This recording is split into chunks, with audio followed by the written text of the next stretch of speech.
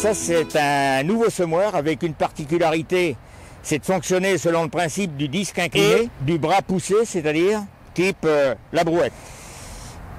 Le disque, ou si on commence par l'articulation concernant les bras, on a l'articulation qui est ici, sur toute la largeur.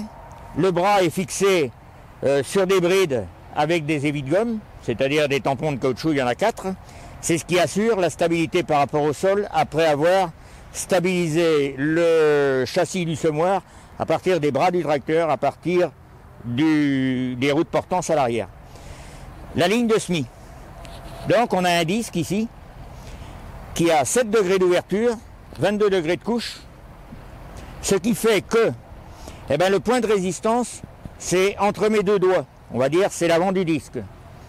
Partant de là, quand il roule sur le sol, étant donné que son point d'articulation et de poussée est à l'arrière, il va toujours chercher à rentrer dans le sol sans un appui supplémentaire par un vérin, par un ressort, par des choses comme ça. On pourrait dire que l'entrure dans le sol se fait naturellement. Contrôle de la profondeur de travail du disque, qui peut aller de 1 cm à 7 cm. Ça se fait par une roue qui est posée sous le disque et non là où on lève la languette de terre. C'est le même axe, les disques et les roues, c'est la même rangée d'axes, si bien que quand la roue monte sur une butte, le disque suit ou vice-versa, s'il y a une résistance en dessous. L'alimentation en graines, c'est le tube que vous voyez ici. Donc là, il y a 2 entrées parce qu'on peut se servir de semences plus engrais ou de mélange de grosses graines, petites graines pour faire des couverts. L'alimentation en graines se fait par l'avant du disque, donc ça va arriver ici à l'avant. Lorsque ça arrive au sol, donc ici, si ça touche le disque, c'est dans sa phase de rotation horizontale. Ce qui veut dire que ça ne va pas remonter au-dessus du sol. De plus, on a ici une languette téflon, les graines arrivent dessous.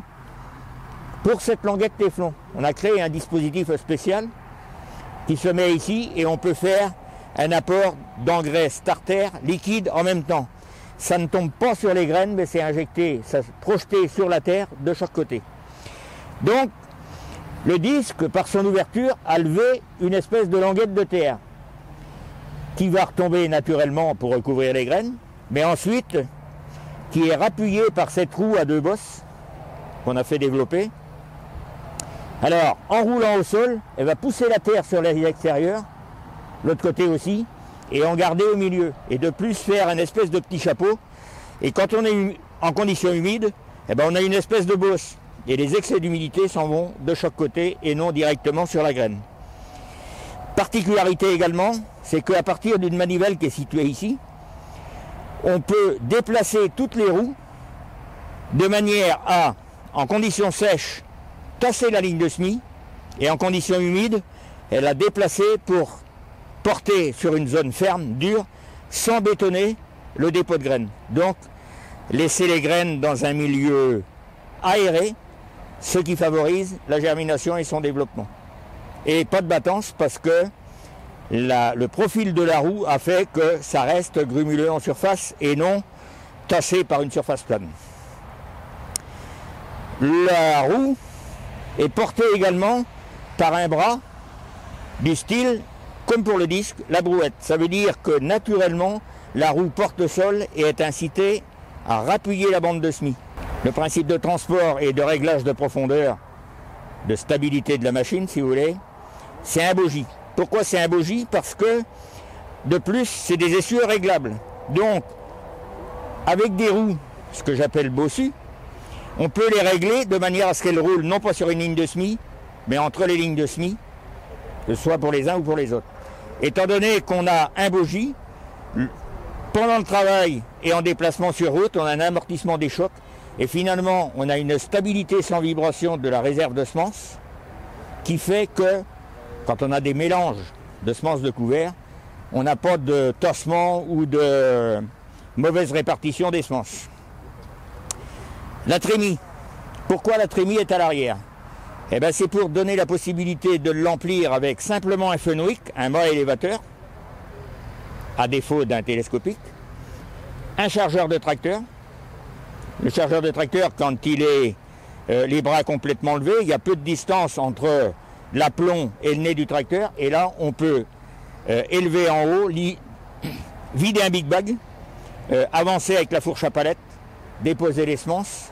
Autre avantage, c'est que pour les opérations de réglage des dosages de semis, eh ben on a accès direct vers les doseurs au niveau de la trémie, sans être obligé d'aller marcher entre les éléments de semis pour regagner le centre de la machine. Là, on est à l'arrière, on a un accès direct.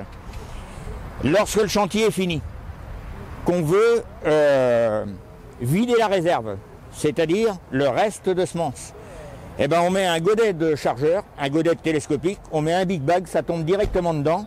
Une fois que c'est vidé, on avance le matériel et l'opération est faite. Concernant le prix, c'est à peu près 15 000 € du mètre. La vitesse d'avancement, on conseille 5,5. La puissance, un appareil de 3 mètres comme ça, vous mettez un tracteur de 110 chevaux, il va faire le travail. Vous avez aussi la possibilité d'alimenter le semoir à partir d'une trémie avant, parce qu'aujourd'hui, beaucoup d'agriculteurs disposent déjà de trémie à l'avant du tracteur. Il suffit de passer 2 tuyaux sur l'aile du tracteur et on alimente les têtes de répartition. On a le même dispositif que si on a une réserve de semis. Mais on peut également avoir des lignes de semis portées 3 points à l'arrière du tracteur, alimentées par des trémies avant. C'est une question d'équilibre.